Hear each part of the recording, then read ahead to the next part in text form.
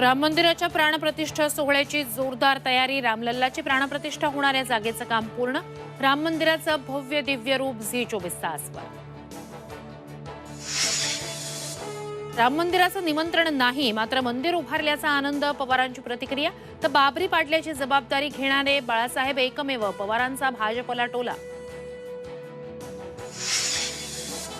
काँग्रेसचा आज 138वा स्थापना दिवस। नागपुरातून काँग्रेस लोकसभेचं बिगुल फुंकणार। सभेला खरगे, सोनिया, राहुल गांधींसह काँग्रेसचे बडे नेते उपस्थित राहणार। शरद पवार आणि बच्चू कडूंची आज अमरावतीत भेट। कडू महायुतीतून बाहेर पडणार असल्याच्या चर्चांना उधाण। मवियात येणार असतील तर कडूंचं स्वागत। यशोमती ठाकूर यांची प्रतिक्रिया। आगामी लोकसभा निवडणुकीसाठी मुंबई भाजपनं कंबर कसली। कोर कमिटीच्या बैठकीत ठरली रणनीती।